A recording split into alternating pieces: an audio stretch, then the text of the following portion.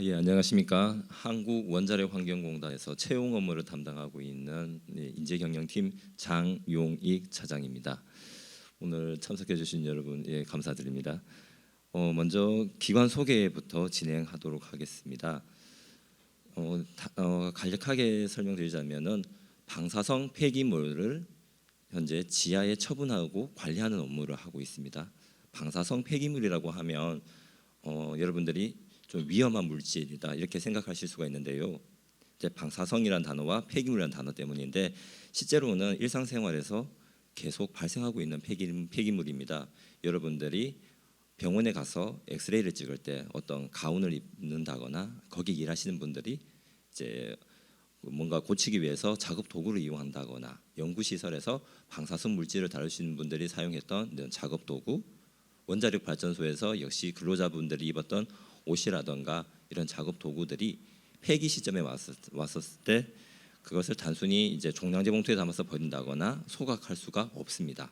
특수 드럼에 담고 그 드럼을 지하 130m 동굴에다가 처분하고 있는데요.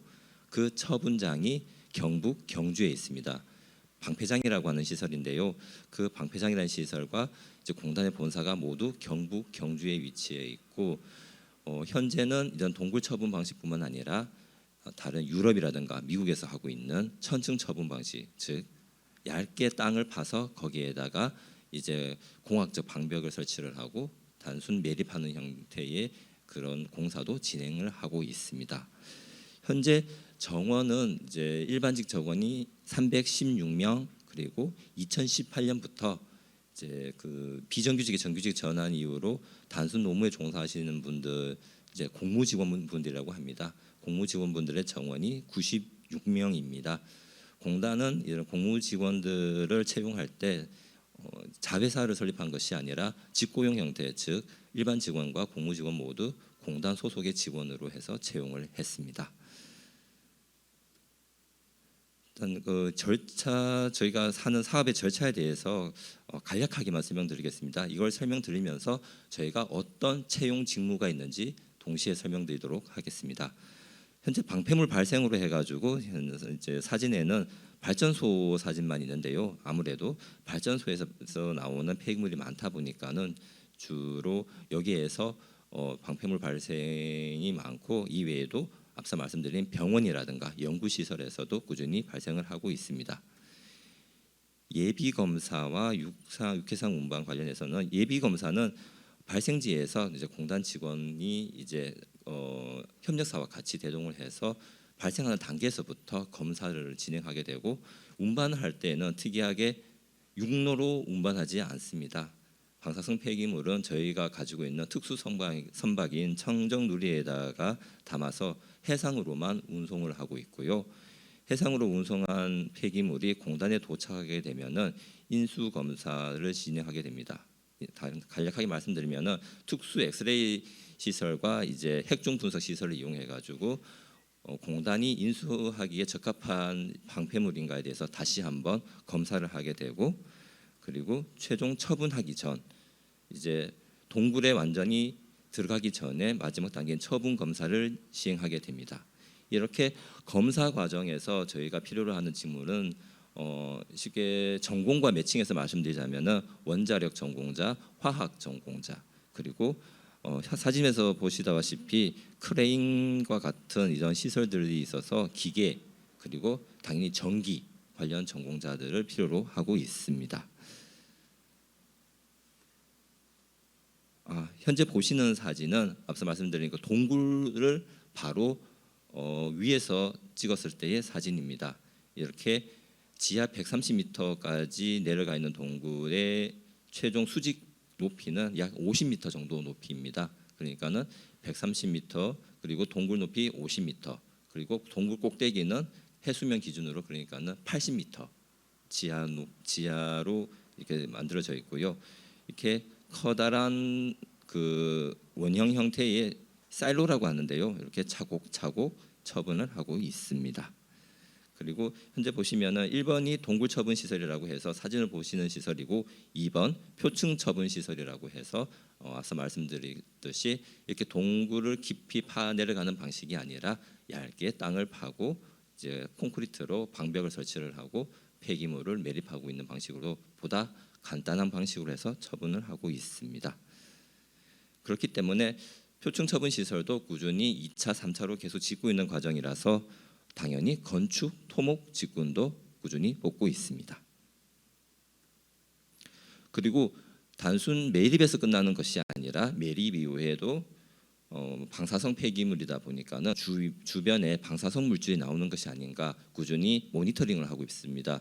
이렇게 모니터링 시스템을 운영할 뿐만 아니라 대기, 해수, 지하수, 동식물, 토양 다양한 시료 채집을 통해 가지고 혹시 누출되고 있는 물질은 없는가 꾸준히 검사를 하고 있습니다. 따라서 여기와 관련된 직무로는 또 원자력 직무 그리고 화학 관련 전공자분들께서도 입사하실 수 있도록 그렇게 채용하고 있습니다. 유치지역 지원 사업이라고 좀 특이한 사업이 있습니다. 저희가 방패물을 관리할 뿐만 아니라 중저준위 방사성 폐기물 유치에 적극 지원해 주셨던 경주 시민들을 대상으로 해서 유치지역 지원 사업을 하고 있습니다. 거기 지역 인재들 육성 사업과 그리고 지역 행사에 참여해서 지원한다거나 아니면은 이제 저희가 문화재 지역 경주가 이렇게 문화유산이 많은 지역이다 보니까는 문화유산 탐방 지원이라든가 이런 사업들을 지원을 하고 있습니다. 그리고 공단과 유사한 사업 국내에는 유일하게 공단이 하고 있는 사업이지만은 이제 원자력 발전소를 가지고 있는 유럽, 미국 등에서는 벌써 공단과 유사하게 사업하는 기관들이 많이 있습니다. 그 기관들과 서로 기술을 저희가 전수받고 저희 기술을 이전하는 이런 기술 이전 MOU 체결과 같은 국제 협력 사업도 꾸준히 진행을 하고 있습니다. 현재는 진행 중인 업무에 대해서 간략하게 말씀을 드렸는데요. 이 사업 중저준위 방사성 폐기물 그러니까는 앞서 말씀드렸듯이 크게 위험하지 않는 폐기물 관련해서는 사업이 안정화되고 꾸준히 운영되고 있고 미래 사업인 고준위 방사성 폐기물 관리와 관련해서 작년에는 이제 고준위 방사성 특별법이 통과를 못했지만은 그 법을 통과시킴으로써 공단이 고준위 방사성 폐기물도 관리의 주체가 되고 그 이후에 이제 이 고준위 방사성 폐기물을 처분할 수 있는 이런 적합한 부지 선정부터 해서 사업을 진행할 계획입니다.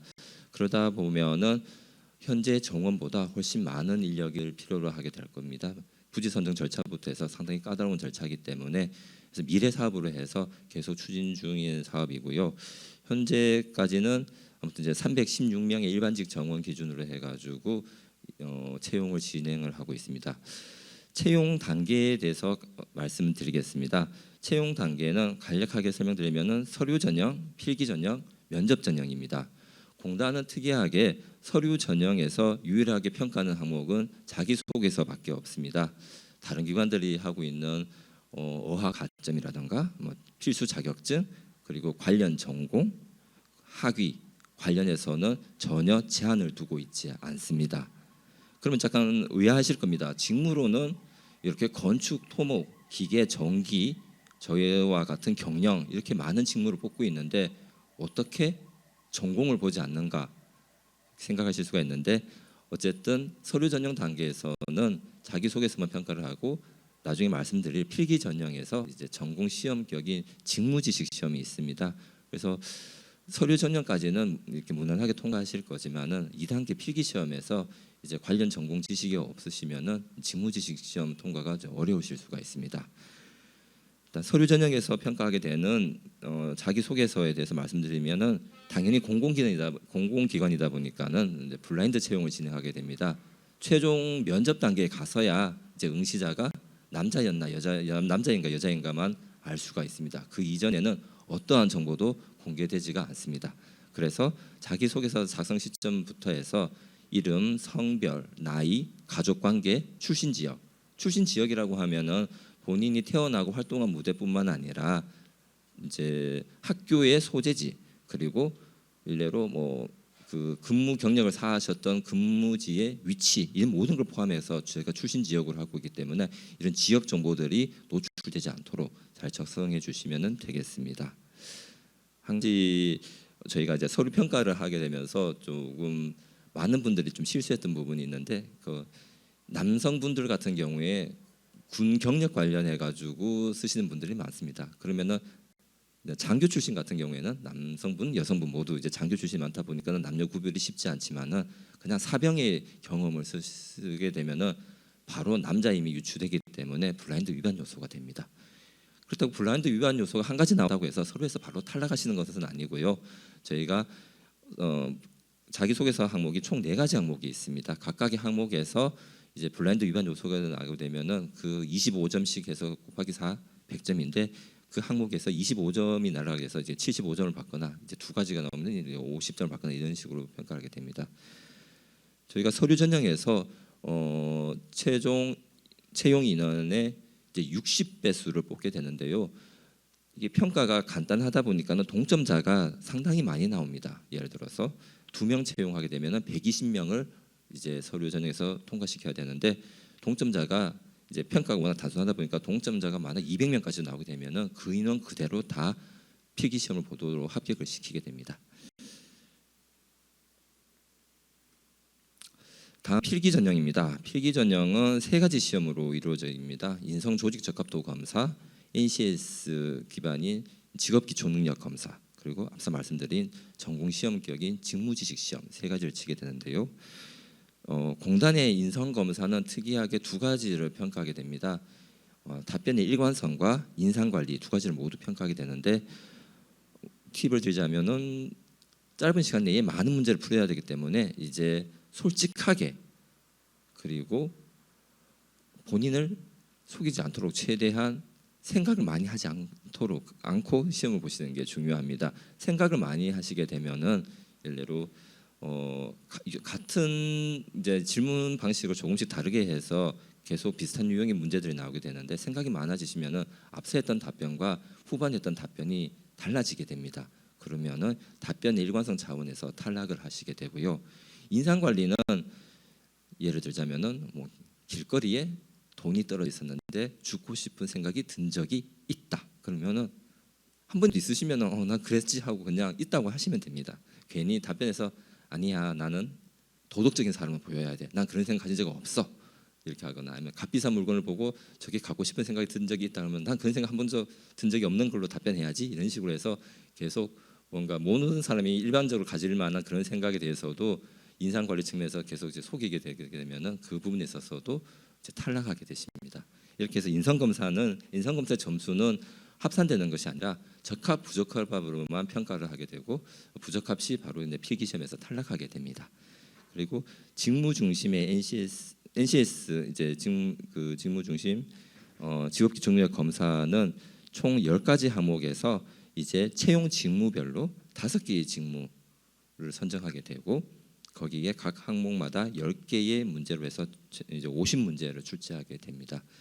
이 NCS 시험과 그리고 말씀드린 직무지식 시험을 합산을 해가지고 이제 최종 면접까지 올리기 위해서 일반직 경우에는 3배수까지 합격을 시키고, 공무직 같은 경우에는 NCS 시험만 치게 되는데 6배수를 합격시키게 됩니다.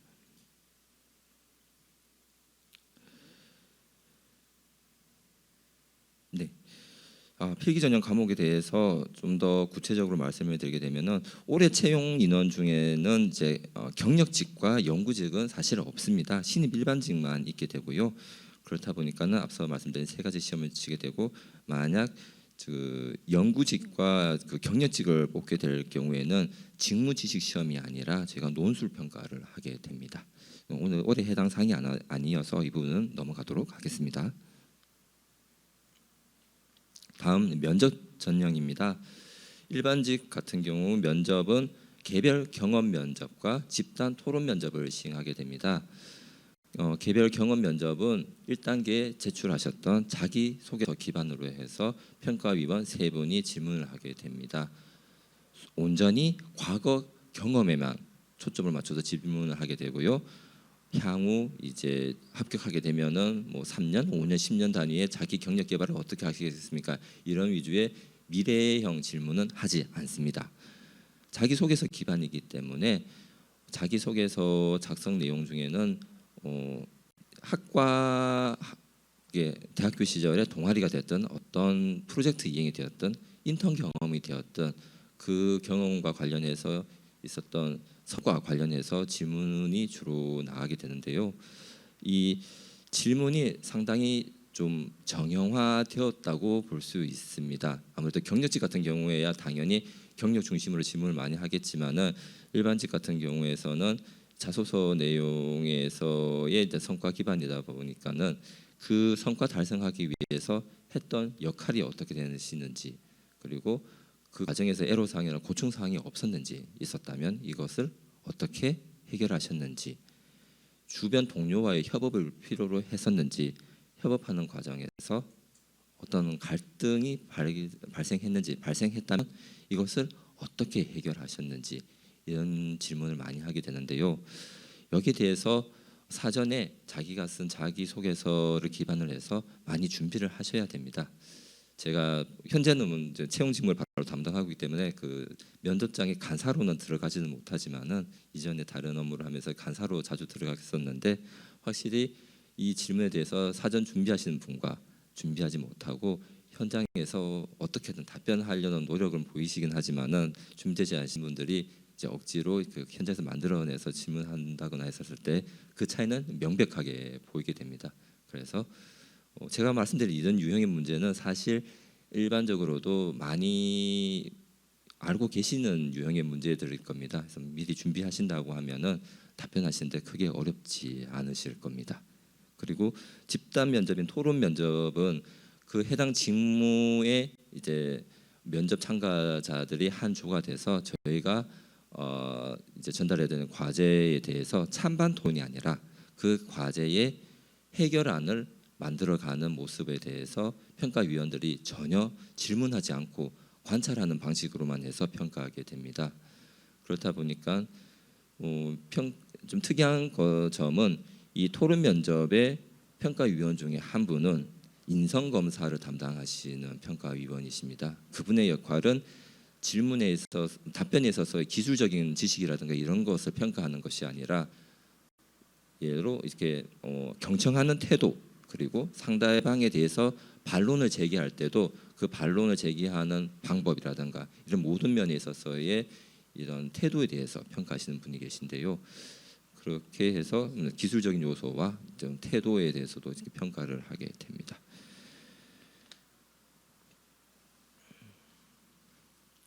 그리고 올해 해당 사항은 아니지만 연구직과 경력직 같은 경우에서는 이제 토론 면접이 아니라 이제 과제 면접, 사전에 이제 면접 이전에 주어진 과제에 대해서 미리 PPT 자료를 이제 만드시고 본인 만든 PPT 자료를 가지고 발표하게 되는 이제 그 발표 면접이 있습니다. 올해 이제 채용 계획입니다. 상반기 수시 채용과 하반기 정기 채용으로 해서 진행할 예정입니다. 수시 채용은 채용 공고는 5월로 예정하고 있고 이제 정기 채용은 10월로 예정하고 있습니다. 수시 채용에서 채용 인원은 그렇게 많지 않습니다. 공무직원분과 이제 비정규직 직원분들로 해서 이제 채용하게 되고요. 그러다 보니까는 앞서 말씀드렸듯이 채용 절차도 이제 간단합니다. 저희가 비정규직 같은 경우에는 일단 서류 전형과 필기 시험에 있어서는 인성 검사만 하게 됩니다. NCS 시험과 직무지식 시험은 시행하지 않고요. 그리고 면접은 순수 경험 면접만 진행하게 되고, 공무직의 경우에서는 필기 시험에서 인성 검사와 NCS 시험만 들어가게 되고, 면접에 있어서는 경험 면접만 진행하게 됩니다. 하반기 정기 채용에 있어서 일반직은 약 12명을 예상하고 있습니다.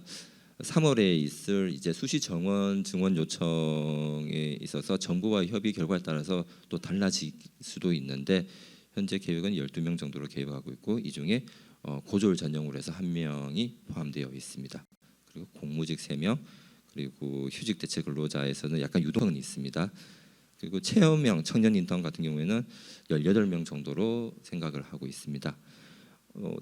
저희가 이제 체험형 청년 인턴 같은 경우에는 현재도 1월 1일자부터 3월 말까지 3개월로 이제 고용되신 분들이 근무하고 계시고 바로 어제였죠. 저희가 모든 분 이제 채용되신 분들을 다 초청을 해서 이제 여기 박람회에 견학하실 수 있도록 그 기회를 제공을 했습니다. 공단의 이제 청년 인턴 프로그램은 상당히 알차게 구성되어 있습니다. 첫 3개월 동안은 주어진 본인이 선택한 프로젝트를 이행을 하고 그 프로젝트 성과 발표를 통해서 최종 이제 최우수자에게는 향후 2년간 공단 일반직 채용에 있어서 각 전형별로 3%의 가점을 부여를 하고 있습니다. 그리고 그 이하 우수자들 분들에게는 필기 전형에서 2% 가점을 부여를 하고 있고요. 그리고 3월 말 계약 종료 시점에 있어서는 본인 의사에 따라서 추가 3개월을 더 연장하실 수가 있습니다. 그러면은 추가 3개월 동안에 있어서는 물론 본인이 소속된 부서에 이제 업무도 수행하시겠지만은 채용 역량과 관련해서 저희가 외부 교육이라든가 이런 것을 꾸준히 진행을 해서 역량 좀 쌓을 수 있도록 그렇게 진행을 하려고 합니다. 아직까지 지금 그 채용 홈페이지는 오픈된 상태는 아니고요. 이제 24년 5월 기준으로 해서 제가 이제 채용 용역사 선정 이후에 수시 채용부터 진행하기 위해서 이제 채용 홈페이지도 이제 개설할 예정입니다. 이게 일단 간단하게 좀 급하게 설명드렸었는데 혹시 질문 사항 있으실까요? 설명해 주셔서 감사합니다. 그 약간 그 별도의 그 질문일 수도 있겠지만은 만약에 신입 직원으로서 그 채용이 되었을 때 그 해상 운반과 관련해서는 어떤 일을 만약에 하게 되는 건지 좀 더 말씀을 부탁드려도 될까요? 해상 운반 관련해서는 사실 해상 운반 선박에 타고 있는 직원에 있어서 공단 소속 직원보다는 오히려 협력사 직원이 더 많으십니다. 이제 운반 과정에 있어서의 방사성 폐기물을 이제 방사성 폐기물 드럼이 안전하게 이송되고 있는가 이제 관리 감독하는 업무를 하게 되는데요. 물론 그 특수 선박에 방사성 폐기물 드럼을 이제 쌓는 것과 그리고 도착해서 다시 내리는 모든 과정에 있어서는 이제 협력사와 함께해서 하게 되는데 주로 이제 실제적인 업무에 있어서는 협력사분들이 하시고 직원분들은 관리 감독의 업무라고 보시면 되겠습니다. 감사합니다. 설명 감사드립니다. 저는 그 연구직에 지원하고 싶은데 작년에도 연구직 채용 안 한 걸로 알고 있는데 혹시 향후 몇 년 동안에는 연구직 채용 계획이 없으신 건지 궁금합니다.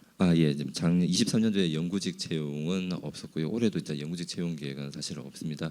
연구직 TO가 많이 이제 발생을 하지 않고 있는데 앞서 말씀드린 고준위 방사성 폐기물 특별법 제정이 된다고 하면은 이제 공단 정원이 엄청나게 큰 규모로 늘어나게 되고 그때에 있어서는 이제 석사나 박사 이상의 이제 그 연구직 분들로 해가지고 채용할 계획이 있습니다. 당장 이제 적합한 부지 선정부터 해야 되기 때문에 지질 쪽 관련이라든가 원자력 관련이라든가 해서 그 전공자분들로 해서 이제 연구직 분들을 뽑을 예정이긴 합니다. 네.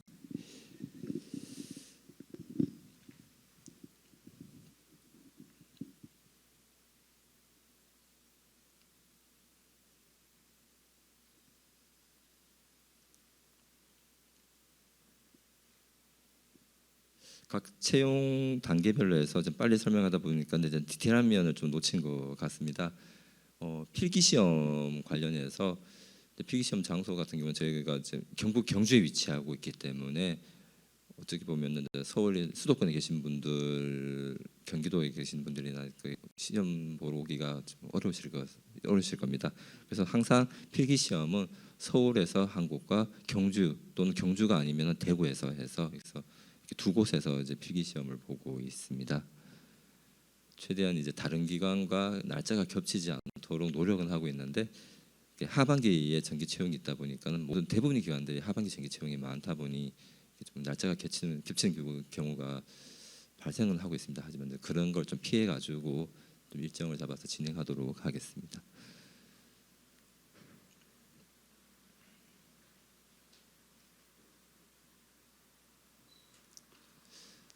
다른 채용 이후에 일단 뭐 복리 후생이라든가 뭐 급여 같은 거에 있어서 궁금하실 것 같습니다. 일단 저희가 각 채용 단계에 있어서 자격증 가점이 없을 뿐이지 가지고 계신 자격증에 있어서는 최종 합격하시게 된다면은 수당에는 다 이제 자격증 수당으로 당연히 다 반영되고요. 그리고 신입 직원 초봉 같은 경우에는 여러분도 익히 아시겠지만은 기재부에서 하고 있는 경영 정보 공개 시스템 알리오를 보시게 되면은 모든 공공기관의 급여, 그러니까 디테일하게 신입 직원 급여부터 시작해서 평균 급여까지 모든 정보가 다 나와 있습니다. 근데 급여 정보뿐만 아니라 각 기관의 복리후생 이제 수준이라든가 다 공개가 되고 있고요. 공단 같은 경우에는 어제 그 질문하신 분들이 꽤 많았습니다. 이제 급여 중요한 부분이긴 하죠. 확인해 보니까는 신입 직원이 4,400만 원으로 지금 나오고 있었습니다. 일단 성과급 같은 경우가 신입 직원 같은 경우는 그 해 채용되는 해에는 이제 받지 못하기 때문에 그 이후로 2년 차부터 한다고 하면은 그것보다 더 늘어날 것 같고요. 복리후생에 있어서 최고로 이제 만도가 높은 복리후생은 아무래도 이제 숙소입니다. 채용되시면은 일단은 1인 1 원룸 형태로 해가지고 다 제공이 됩니다. 저희가 별도로 운영하고 있는 기숙사는 없습니다. 매년 이제 임대 형식으로 해가지고 원룸을 이제 임대를 하고 있고요. 그리고 개별적으로 단독 부임으로 오시게 되면 이렇게 원룸을 다 1인 1 원룸에서 드리고 있고 가족 동반으로 오시게 된다면은 이제 아파트형으로 해서 그렇게 숙소를 드리고 있는데 가족 동반수는 아무래도 저희 가지고 있는 보유 채수가 적다 보니까는 바로 입실하실 수는 없고 약간의 대기 기간이 있을 수는 있습니다. 여타 다른 뭐 복지 포인트, 건강 검진, 교육 연수 시설 이런 부분에 있어서는 다른 기관 대비해서 크게 두드러질 만한 차이는 사실 없는 것 같습니다. 그리고 유연근무가 뭐 저희뿐만 아니라 모든 공공기관이 갈수록 더 유연해지기 위해서 노력하고 있는 것 같습니다. 공단은 실제 고용노동부로부터 그 유연근무의 우수성에 대해서 인정받을 만큼 그렇게 제도를 잘 가지고 있고요. 9to6 근무는 정말 옛날 얘기지요. 오히려 더 일례로 뭐 8시 출근, 5시 퇴근, 반대로 10시 출근, 이렇게 7시 퇴근. 그리고 월화수목 좀 더 근무를 조금씩 많이 해서 금요일에는 오전까지만 근무하고 오후에 퇴근하시거나 이렇게 당연히 다 그렇게 운영을 하고 있고요. 그리고 코로나 사태와 관련해서 재택근무가 되게 활성화되었습니다. 공단은 재택근무에서 더 나아가 원격근무를 시행하고 있습니다. 저희가 이제 원격근무 가능한 시스템이 다 구축되어 있고 PC만 가지고 있다면 그 장소가 집이 되었든 아니면 카페가 되었든 상관은 없습니다. 출퇴근 기록 잘 남기시고 그날 해야 할 업무에 대해서 미리 계획을 수립하시고 그 계획에 따라서 성과를 입력해 주시고 하는 그런 시스템이 구축이 되어 있는데요. 물론 이렇게 원격 근무 이전에 부서장과의 협의가 있어야 되지만은 그 원격 근무 이용률도 상당히 늘어나고 있고 계속 매년 이제 늘어나고 있는 추세입니다. 어찌 보면 뭐 이렇게 연차 휴가 그러니까 일례로 이런 게 있는 것 같습니다. 몸 컨디션이 안 좋다거나 그렇다고 뭐 병원에 갈 수준은 아니고 질병 휴가라던가 이제 개인 연차 쓰기에는 애매하고 집에서 업무해야 될 것 같은데 이제 그렇게 생각되시는 분들은 이렇게 원격 근무를 잘 이용하고 계십니다. 그리고 이 근무는 더 유연해지기 위해서 지금 노력하고 있고요. 그 예로 저희가 작년부터 하고 있는 게 뭐냐면은 육아기 근로자분들에 있어서 그 근무 시간은 완전 24시간에 프리하게 지금 풀고 있습니다. 이게 뭐냐면은 근무 장소 전혀 구애받지 않을 뿐더러 일례대로 이렇게 막 새벽 시간대에 내가 그 8시간 근무를 다 채웠다. 그러면은 그 이제 낮 시간 동안 근무하지도 않으셔도 되고 이렇게 24시간 기준 또 주 7일 기준으로 해서 저희가 근무 시간만 다 충족하게 되면은 어느 근무 시간대도 괜찮습니다. 출근하지 않는 상태에서 시간만 다 채우시면은 그렇게 다 정상 근무한 걸로 인정해드리고 있습니다. 안녕하세요. 저는 이제 특성화고등학교 경주 소재 특성화고등학교에서 왔는데요. 네. 저희 애들 대상으로 한번 여쭤보려고요. 지금 저희 예정자가 또 고등학교 예정자 졸업 예정자 같은 경우에는 고졸 아까 한 명이라 했는데 이게 공무직 그러니까 전기나 기계 파트는 아니죠. 경영이죠. 현재 공단의 이제 고졸 채용 직무는 경영 하나밖에 없습니다. 그렇죠. 그럼 저희가 이제 공무직 쪽으로나 아니면은 청년 인턴이 지금 1월부터 3월까지 3개월이라고 했는데 이게 1년에 딱 한 번 실시하는 겁니까? 채용합니까? 예, 저희가 청년 인턴을 수시로 뽑지 못하는 이유가 뽑게 되면은 체계적인 관리 시스템을 이제 1월부터 최대 6개월까지 해서 운영을 하게 됩니다. 그게 종료를 하고 평가를 해야 되는 시스템이 있기 때문에 수시로 할 수가 없고 한번 채용된 인원을 계속 꾸준히 운영해야 되는 그런 또 의무가 있다 보니까는 하반기에 한번 채용하고 있습니다. 예, 저희 학생 같은 경우 대학생 그 대학 졸업자들과 이게 경쟁을 해야 되는 상황인데 뭐 어떤 좀 불리하긴 불리하겠죠. 고등학교 특성화고 예정자의 애들은. 고졸 전형일 경우에는 자격 자체가 고졸 예정자 또는 최종 학력이 고졸인 사람만 입사하도록 하고 있어서 대학생들과 경쟁하지를 않습니다. 제가 청년 인턴. 청년 인턴 네. 경우에 있어서는 저희가 학력 제한이 없습니다. 전혀 없습니다. 일반직도 그렇고 청년 인턴도 그렇고 오히려 고졸을 제외하고 나머지 채용 직무에 있어서는 학력 전공 제한이 아예 없습니다. 네, 감사합니다. 예, 그러면 이상 종료하도록 하겠습니다. 들어주셔서 감사합니다.